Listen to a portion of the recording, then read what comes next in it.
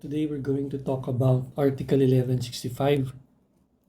So this is our episode 9 of ObliCon series. We're going to tackle each paragraph kasi under Article 1165 there are 3 paragraphs. So let's talk about the first paragraph first. No? Sabi dyan, when what is to be delivered is a determinate thing. So na discuss ko na noon kung ano ang determinate thing, no? Something that is specific, no? It's determinate. Okay? An example of a determinate thing, kung nakalimutan nyo na, Toyota Hilux, color black, with plate number XYZ 1, 2, 3, no? That is a specific thing. So, nag-iisa lang yan sa mundo. When what is to be delivered is a specific thing or determinate thing, no?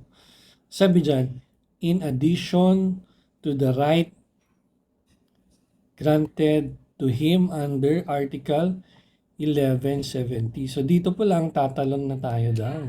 Under Article 1170, no, the creditor has the right to ask for damages. No? He has the right to ask for damages in case of fraud, neglect, or delay on the part of the debtor. So, may right daw na mag-ask for damages ang creditor. So, yan yung right niya. In addition to these rights, so ito yung isang pwedeng gawin ng creditor, ask for damages, or in addition to it, no, plus, and may compel the debtor to make the delivery.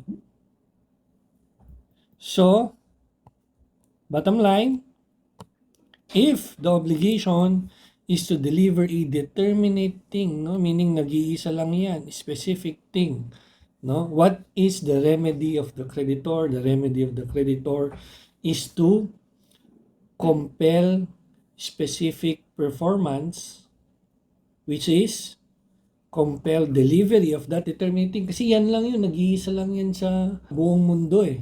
No? Yan lang yun. So, i-deliver mo yan. And the creditor may also ask for damages. So, in addition to delivery, mag-ask ka din ng damages. That is the first paragraph. So, the second paragraph, if the thing is indeterminate, so yung kanina, determinate, ngayon naman, indeterminate, no? Ano yung indeterminate? Yan yung generic thing, no? You have an obligation to deliver a book. A book lang sabi, no? Any book, no? Pwede. That's a generic thing. Or, to give a phone. Any phone. No, any phone. That is generic. Kung generic daw, he may ask that the obligation be complied with at the expense of the debtor, of course, at the expense of the debtor. Kasi nga generic siya. Take note, if the obligation to deliver is with regards to a generic thing, okay, it will not extinguish if that thing is lost, no, or is destroyed. Why? Because it's generic. You can just find other replacements or other substitutes, no? Hindi yan mag-extinguish. Okay? Kaya, sabi dyan, deliver it. No? Generic yan. Deliver it. Okay? Yung third paragraph naman, if the obligor delays or has promised to deliver the same thing to 2 or more persons, so may dalawang scenario. If the obligor delays or the debtor delays and it has been promised to 2 or more persons, ayan, we do not have the same interest, no? Pwede naman na it has been promised to 2 different persons pero you have the same interest, no? Malay mo, you are the agent of another person, okay? So, pwede yun. Pero dito, 2 or more persons with different interests. Okay? If you have different interest, he shall be responsible for fortuitous event until he has effected delivery. So ano yung ibig sabihin niyan, no? If there is delay on the part of the debtor or the obligor or pinramis niya to two or more persons with different interests, okay? Kahit pa magkaroon daw ng fortuitous event, no? He is still responsible to deliver his obligation. No? So, yun yung ibig sabihin nun. So, ibig sabihin, kung meron na siyang, kung in default na siya, or pinramis niya in two different or two or more different persons, no? Take note, kapag merong fortuitous event, no? Kapag merong fortuitous event, and that is a determinate thing, no?